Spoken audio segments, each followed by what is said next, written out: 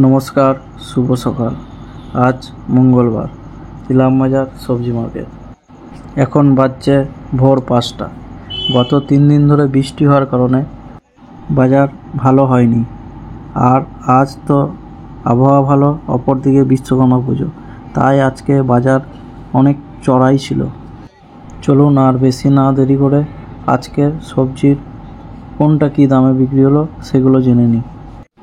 গাজর 22 থেকে 20 টাকা কিলো, পটল 20 থেকে 18 টাকা কিলো,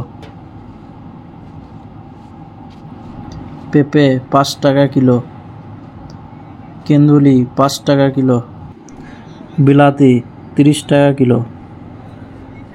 আপনারা যেখান থেকে দেখছেন সেখানের কী দাম অবশ্যই কমেন্ট করে জানাবেন। ঝিঙে 15 টাকা কেজি, এটা চাষির লোকাল ঝিঙে। পটল 20 থেকে 18, ঘি করলা 30 টাকা কিলো, বটবটি 30 টাকা কিলো। আবারও বলছি, সবজি মাল মানেই কাঁচা মাল। এই কাঁচা মাল কিন্তু কখনোই এক দামে বিক্রি হয় না, কখনো 2 টাকা বেশি, কখনো 2 টাকা কম। আর আমার এই চ্যানেলে প্রতিদিন বিভিন্ন ধরনের সবজির দাম সম্পর্কে আলোচনা করা হবে। আর আমি নতুন করছি, কোনো ভুল ত্রুটি হয়ে থাকলে অবশ্যই আপনারা কমেন্টে জানাবেন। আলু 2 ধরনের আছে, ছোটোটা 600 টাকা প্যাকেট, ওই পাশেরটা 900 টাকা প্যাকেট।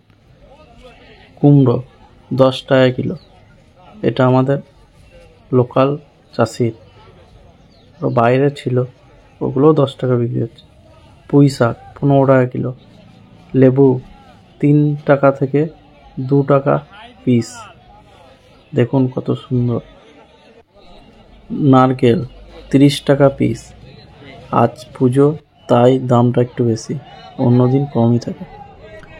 ভিডিওটি শেষ পর্যন্ত দেখার জন্য অসংখ্য ধন্যবাদ। চ্যানেলটিকে অবশ্যই সাবস্ক্রাইব করবেন এবং পাশে থাকবেন।